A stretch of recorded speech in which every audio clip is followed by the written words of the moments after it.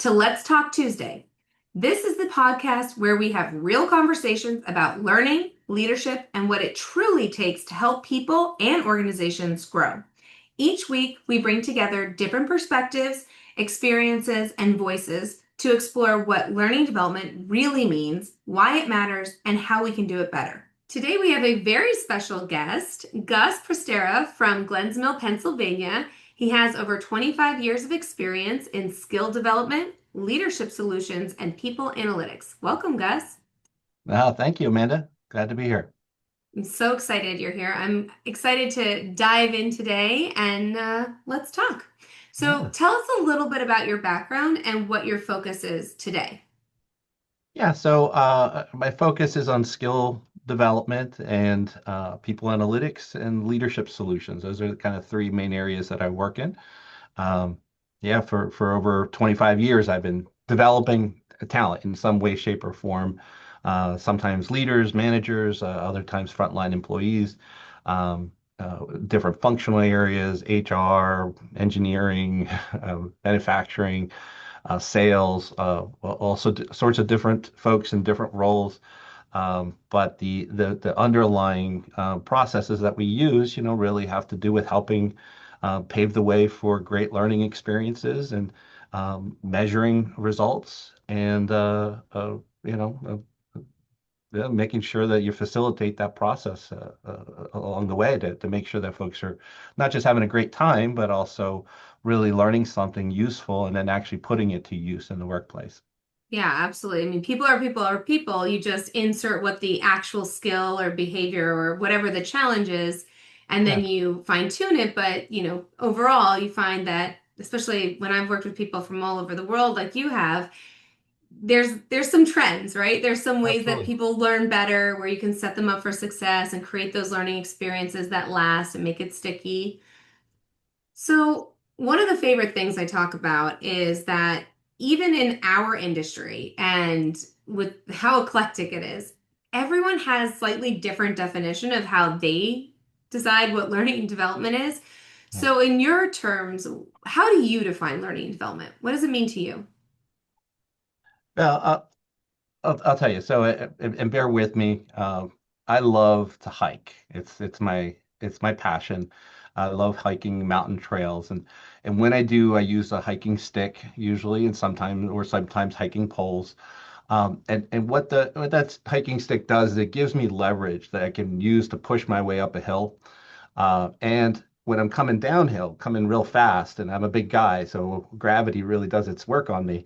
When I'm coming down that hill, the stick helps to stabilize me, right? So that I don't go tumbling down the mountain.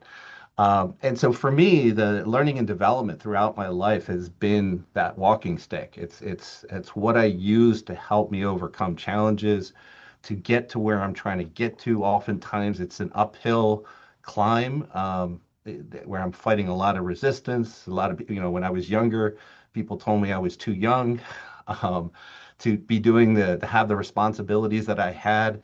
So I had to go and learn stuff. I had to learn fast. And so I had to get good at learning. And so learning and then continuing to learn to keep my edge, to stay on top, to be smarter, faster, better at it than everybody else so that they couldn't say, well, he's too young. It's like, well, but he gets it done, right? He gets it done Hmm. well. He's successful. So, I was judged on the results rather than who I was or what I was. And so that made a huge difference for me. And then also being an immigrant, I had other kinds of hills to climb as well. So whatever my challenges were growing up, I found that learning was the stick that I needed to help get me up to where I'm trying to get to. And so it's always been what I turn to when things are difficult.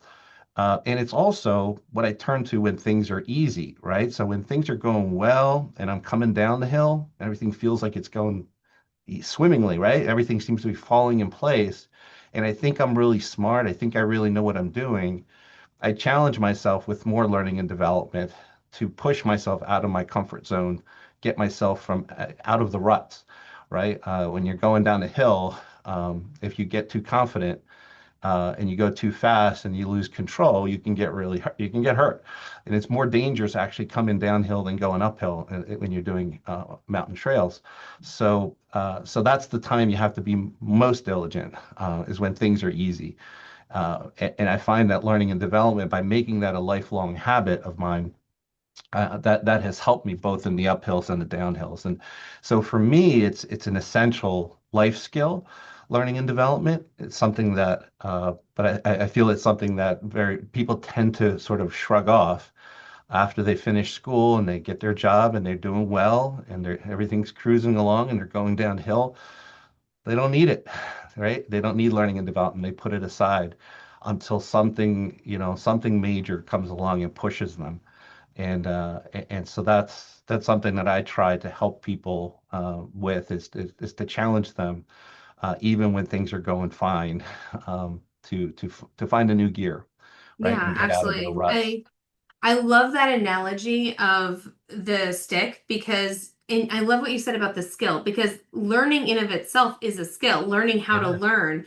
And so as learning and development experts, oftentimes we're helping other people who don't have that skill by designing something for them, even if they don't necessarily have that skill set or capability about how to learn, because we're designing it for them instead of someone like you and myself who are hungry to learn. And I also love the idea of the downhill because you're right. So often it's pretty invisible and you don't know until you need it. But if you don't have it, it's too late, right? That you're going too fast, that your momentum is getting. I also like the idea of, when you're doing, to keep with your analogy of hiking, a lot of times you're hiking with people, with other people, right? Yeah. And so it's in that stick could be used as the thing that holds people together through up, but then down, especially once you've acquired the skills and the knowledge, maybe passing back to and helping someone else do it more efficiently, or hey, That's right. by the way, this trail, this is the route you want to go, so that you prevent the hurdles, you kind of help pass it back. That's right. Yeah. No, you're right. I mean, learning and development, yeah, is certainly an individual journey that we're all on. But I always say, development is a team sport, or it's best done as a team sport. And yeah, so the more you can bring other people into your circle, and through mentoring, through peer mentoring, through working together, collaborating together, challenging each other, you grow. And I see Mhm. that in academic life, when I'm working on academic papers and research studies, it's always so much more fulfilling when I partner with other authors, and with the work I do with for my clients, the same thing. It's always much more fulfilling, and I get more out of it when I partner closely with the client and I partner closely with a team of Mhm. experts who know lots of things that I don't know. Mhm. Uh, I always come out of it smarter and better and faster. And just also just feels good. It feels Yeah. good to work with other people, and especially people who know what they're doing. I remember the movie Ocean's 11, and one character says, it's good to be working with proper villains again. And I always feel that way when a new project starts up and I get my team together. Yeah. I was like, yeah, these people know what they're doing. I'm so glad that I get to work with them and learn from them, and that we get to challenge each other. And I'm just up for it every time. It just gets me excited. Whereas when I have to do something on my own for a client, it's nice, but it's not nearly as fulfilling as Yeah. going through the learning journey together. Because like you said, the collective, you up your game, like you Yeah, you bring something to the next level, you learn something from them, they learn something from you, and it really creates that momentum. yeah, So why is learning and development so important, especially in today's world? yeah. Well, I mean, today's world is something else, isn't it? It's you don't need to be a futurist or a guru to realize that our society at large and our work lives in particular are at an inflection point.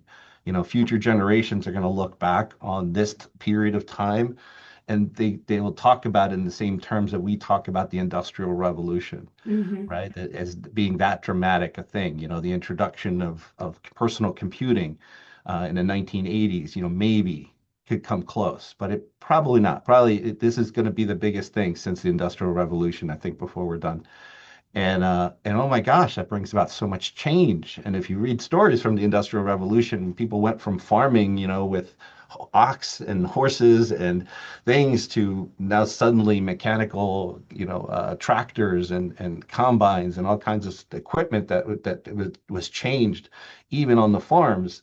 They went through revolutionary change, and of course, then people moving into working in factories and completely changing their skill sets, and their work lives and where they lived and where they worked and how they worked, all changed radically.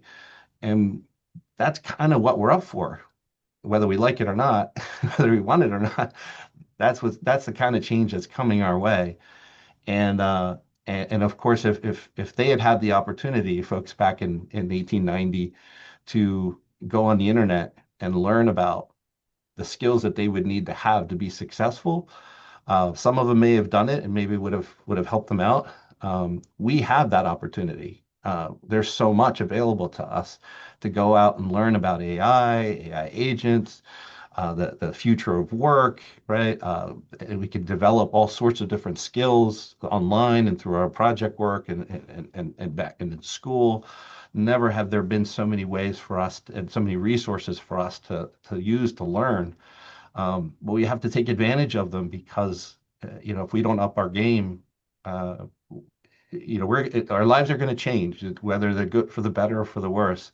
Some of that will depend on how well we adapt, and adaptation requires learning. Yeah, absolutely. And one What of do the you things I heard recently was the new currency really is like the biggest impact now is it's information overload, right? It's where do you Yeah, start? There's so many competing priorities. And so really your biggest thing now is attention. Where are you putting your attention to and how are you getting it done? yeah, And that's going to be the great, differentiator between the early adapters who really accept it and enhance quickly, and those who feel so overwhelmed that they get like deer in the headlights stuck yeah, and they're like, I don't know how to proceed, and so they act in fear. yeah. But you got to start somewhere, right? And I also love it kind of ties into what you said earlier about, it used to be people could graduate high school, graduate college, and then they get in their job and they might not have to do a proper official learning until they go into a new role or until they move to a new company, or maybe not even then, right? Even early in my Yeah, career, I didn't have any kind of training. I just fell in, I figured it out, and I made it work. yeah, But nowadays, it's just not possible to just learn one thing and then never learn again. Like it's just constant yeah. change. So you constantly have to be adjusting, adapting, and growing and learning. So you work with a lot of clients like I do, and what is something you wish clients knew or did differently when it comes to learning and development? Yeah, well, one of the things I do a lot of program design. So early career development, new hire onboarding programs, leadership development, high potential identification and development programs, succession plan, all sorts of different programs that are a learning and development programs. Some of them are more, start to bleed into talent management and HR, but we build programs, and uh, it's kind of a core competency of my team is helping you design and build a whole learning experience, a journey, for somebody. And what I find it's really frustrating and gets in the way is that clients oftentimes are very focused on content. What vendor is going to come in and deliver this piece of content and which content, and how, right, and what does that look like, and who is the speaker, and all that is important, of course, not to discount it, but they spend so much time thinking about that, they don't give as much thought to how are we going to pull through whatever the content is, that's coming out of a speaker's mouth, out of an e-learning module, out of document, book, whatever. That content needs to translate to, for me anyway, it needs to translate into into behaviors that are changing in the workplace. And so if you have whatever situational leadership speaker come in, right, and or crucial conversations, the idea was the reason why you did it in the first place is because you're trying to improve the workplace in some way. And so if people attended a workshop and they walked out of it and they filled out their smile sheets and they were super happy, they loved it, loved the speaker, loved the content, feels it's very relevant, it's great, wonderful. And then we just sort of stop instead of thinking about, well, now what? Now we need to get them to continue to work with it, discuss it, figure out how they're going to implement it in their daily day-to-day work lives, have opportunities to do it, get some feedback, do some reflection, right? Course correct a little bit, refine those skills, get and do it enough times that it starts to turn into a bit of a habit. At least 3 times you'd like to get them doing it, right? Because they do it once, that's not changing much of anything. That's not moving the needle in your organization. But if you can get them to do it at least a few times, then it starts to become something close to a habit, right? At least stands a chance. And Mm-hmm. that is the hard work of L&D. That's Mm-hmm. the hard stuff. Mm-hmm. Picking the speaker, picking the content, picking the venue, right? All that stuff is relatively easy, and it's just I think part of why we gravitate towards it because that's stuff that's easy to define, easy to control, um, and anybody can have an opinion about it. But actually getting human beings to change their behaviors when they're not necessarily actively looking to do so, and there's no consequence to them not doing it, to actually choose to make a decision to actually change their behavior and then to actually follow through on it in their busy work lives to somehow start changing stuff up, experimenting with new behavior, new patterns. Man, that's hard. That's hard. And that's why I went to school for it, right? It's Mm-hmm. to learn the psychology of change and Mm-hmm. how I can get people to do that.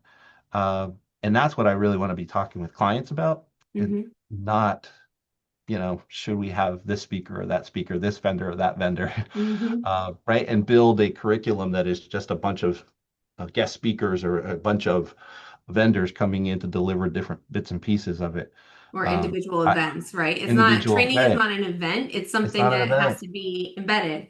And Yeah. the statistics, it's something crazy like 10% is retained of Yeah. all, the course. And sure, but there's a reason for that. And that's like you're talking about is environment design, culture design, like Yeah. people design. How are you setting them up?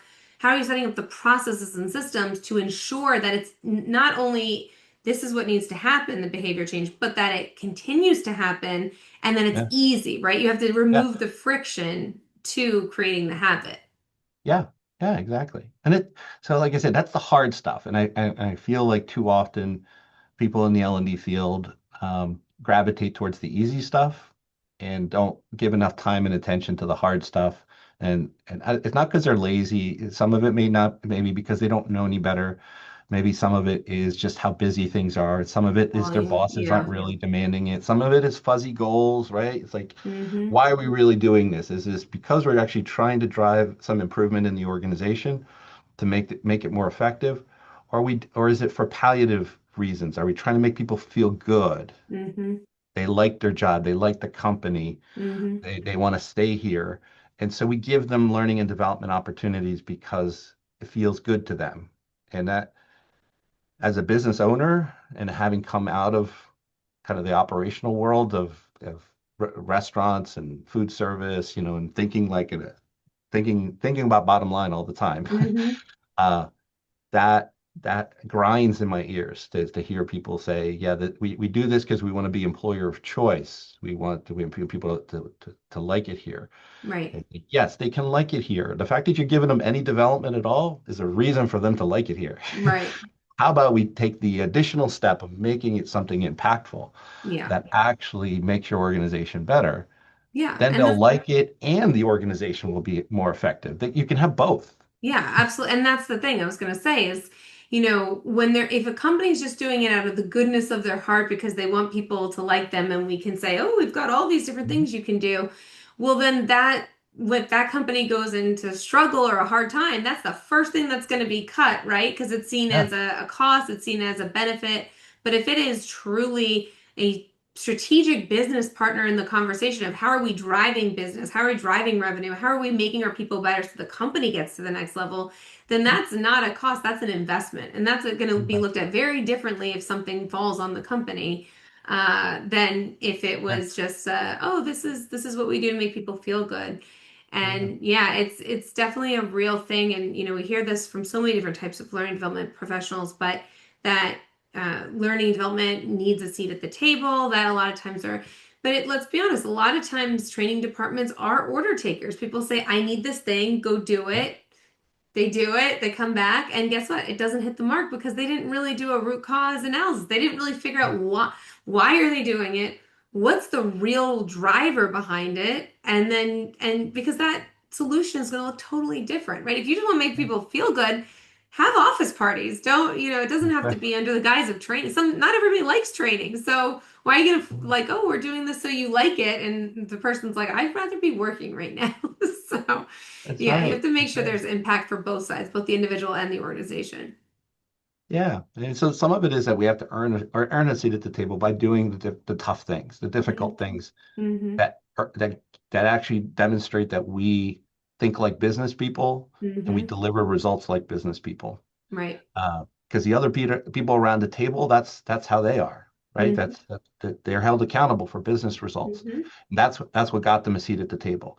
Uh, we don't get the seat at the table because we're not accountable. Leaders, senior leaders especially, don't really have high hopes for learning and development. They don't have high expectations, and I don't know if that's something they've learned over the years is to not expect much, or if it's just their lack of their managerial prowess, that they don't understand how learning and development can be a strategic driver for a business.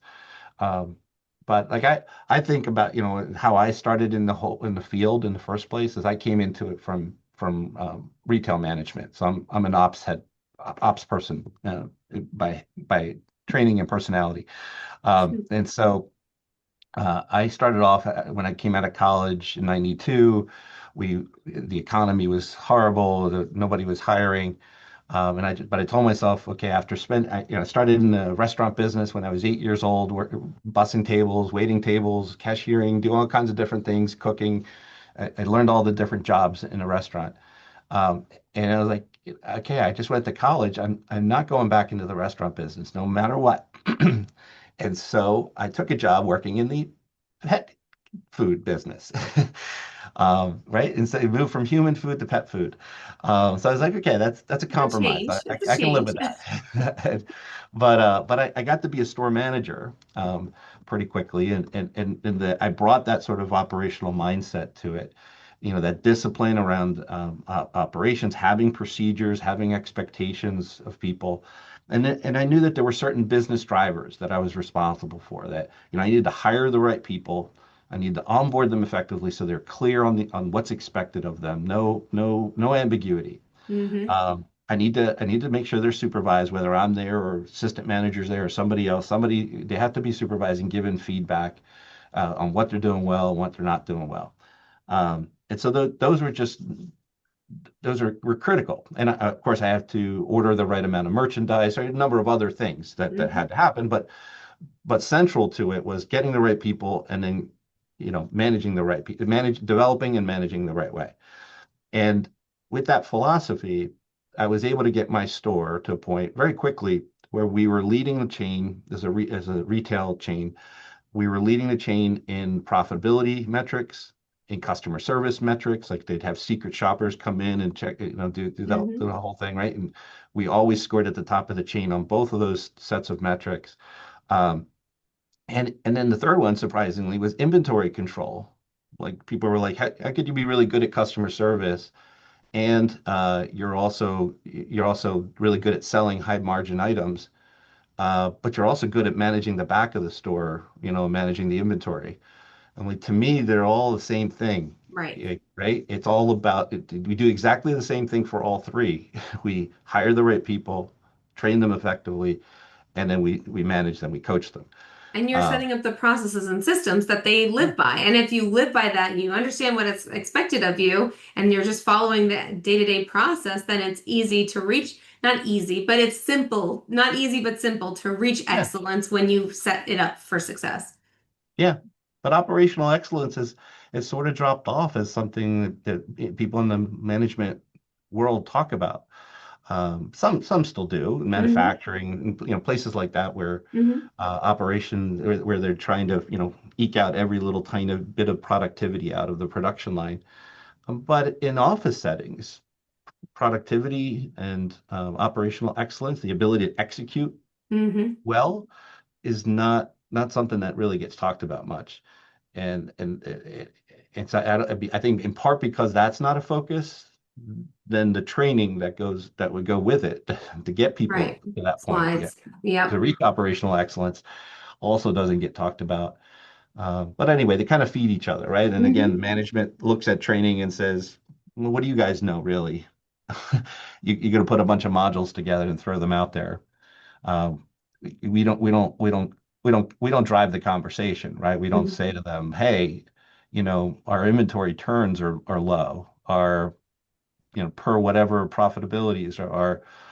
If you're in sales training, pharmaceutical sales training, hey, your new RX metrics are down, right? New prescriptions sold. That's something that improving somebody's skill could improve, right? If I can improve Hmm. a salesperson's ability to upsell, Hmm. um, sorry, to go out and get new customers, right? Hmm. That's a behavior I could change, and that's a behavior that would lead to an improved profitability for the company. Right. Yeah. So as a sales manager, it's on me because they can't Hmm. can't wait for management to say, "Oh, training, they have the solution for this." Right. No, The magic wand. right? They're Yeah. gonna, right? Training has to come to the table and say, guys, I see this metric, not where it needs to be, right? Um, Here are some ideas for how we can make sure that we address that for you, right? Some interventions that we can do with the existing sales force, things we can work into our onboarding of new salespeople, things that maybe you should consider as far as the recruiting, right? And the hiring, some additional factors you should consider. Here's some interview questions you could throw in there. Like we need to be pushy and nudgy and in their faces about it, as if we're selling something, because we are. We're selling this idea that we can have a business impact to a group of people who don't really believe that. Right. And They've kind of grown that's accustomed to not believing it. that's where the partnership comes in. And that's why, having a seat at the table and really offering valuable solutions makes a huge difference.